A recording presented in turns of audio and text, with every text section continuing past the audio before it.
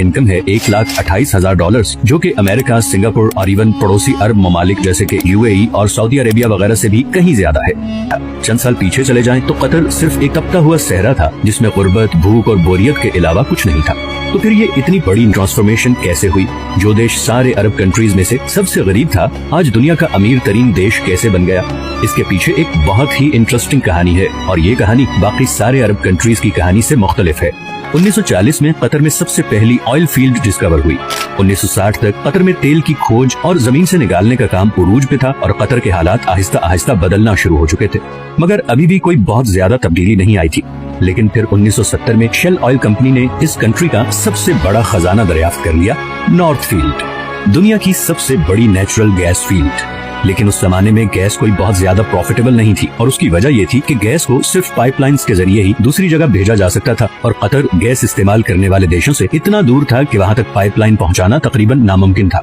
इसी वजह से शेल कंपनी भी ये गैस फील्ड डिस्कवर करके भूल गई और ये डिस्कवरी ऑफिशियल डॉक्यूमेंट्स में ही दब गई। 1971 में कतर को ब्रिटेन से आजादी मिल गई और वो एक आजाद मुल्क बन गया। आजादी मिलने के बावजूद अगले 25 सालों में भी कतर के हालात कोई खास नहीं बदले और फिर आया 1995 जब क्राउन प्रिंस हम्माद बिन खलीफा अस्सानी ने बगावत करके अपने ही बाप की हुकूमत का तख्ता उलट दिया और कतर का अमीर बन गया। नए अमीर का एक ही फोकस था और वो था गैस। हम्माद बिन खलीफा ये जानता था कि कतर की तकदीर सिर्फ गैस ही बदल सकती है, इसीलिए उसने एक बहुत ही रेयर टेक्नोलॉजी गैस लिक्विफिकेशन में इन्वेस्ट किया। लिक्विफिकेशन एक ऐसी टेक्नोलॉजी है जिसमें गैस को लिक्विड फॉर्म में कन्वर्ट किया जाता है ताकि उसे ऑयल की तरह शिप्स में दूसरे कंट्रीज तक पहुंचाया जा सके।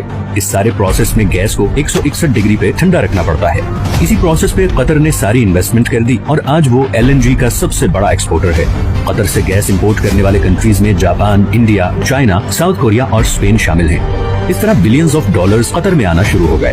लेकिन कतर की तकदीर बदलने की इक्वेशन में ये तो एक सिर्फ छोटा सा हिस्सा था, क्योंकि नेचुरल रिसोर्सेज तो बहुत से कंट्रीज के पास होते हैं, उन्हें एक्सप्लॉइट भी बहुत से कंट्रीज कर लेते हैं, मगर असल मसला आता है उन रिसोर्सेज से आने वाले पैसे को सही इस्तेमाल करने का। वरना वेनेजुएला और अंगोला का अंजाम हमारे सामने है। यही वो जगह है जहाँ कतर बाकी तमाम कंट्रीज पे बाजी ले गया। कतर ने 2005 में कतर इन्वेस्टमेंट अथॉरिटी के नाम से एक कंपनी बनाई जिसका मकसद था तेल और गैस से आने वाले पैसे को पूरी दुनिया में इन्वेस्ट करना।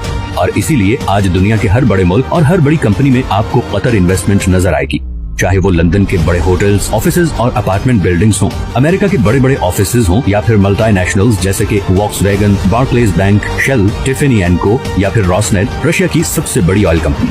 इन तमाम कंट्रीज और कंपनीज में कतर की हैवी इन्वेस्टमेंट्स हैं, लेकिन ये भी कतर की टोटल इन्वेस्टमेंट्स का एक छोटा सा हिस्सा है।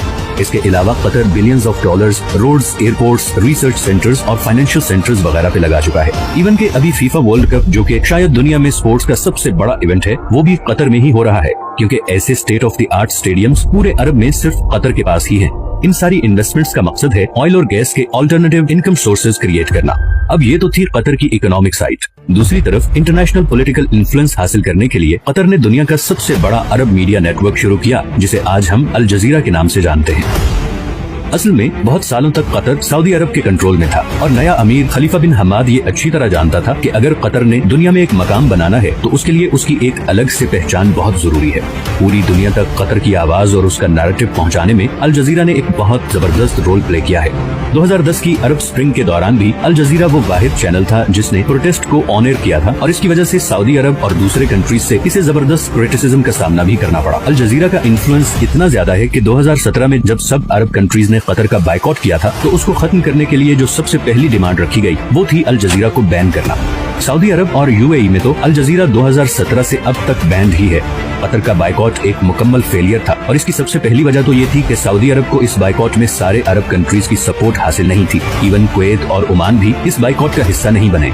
दूसरा, कतर के ईरान और तुर्की से भी बहुत अच्छे ताल्लुकात हैं, जिसकी वजह से गो के सऊदी अरब और यूएई कतर से काफी नाराज हैं, मगर इंटरनेशनली सारे कंट्रीज कतर को एक न्यूट्रल स्टेट समझते हैं और इसीलिए पूरी दुनिया में सिवाय 6 कंट्रीज के किसी ने भी इस बाइकआउट को सपोर्ट नहीं किया। कतर को गैस की वजह से एक और फ्यूचर एडवांटेज भी मिला है।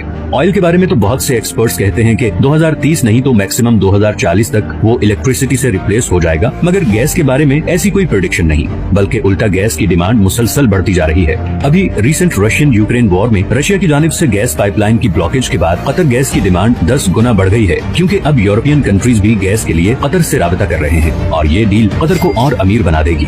2022 में कतर की एनर्जी एक्सपोर्ट्स पहले ही $100 बिलियन क्रॉस कर चुकी हैं। तो कल को जब बाकी अरब कंट्रीज ऑयल रिप्लेस होने से परेशान होंगे, वहीं कतर को इस चेंज से कोई खास फर्क नहीं पड़ेगा। अब कतर में सब कुछ अच्छा भी नहीं है और रिसेंटली वहाँ पे लेबर क्लास की कंडीशन को लेकर काफी सवाल भी उठाए गए हैं, लेकिन स्टिल कतर बाकी अरब देशों के मुकाबले में काफी ओपन स्टेट है, जहाँ मीडिया की आजादी है, इकोनॉमिक कंडीशंस बेहतर हैं और फ्यूचर प्लानिंग भी होती है।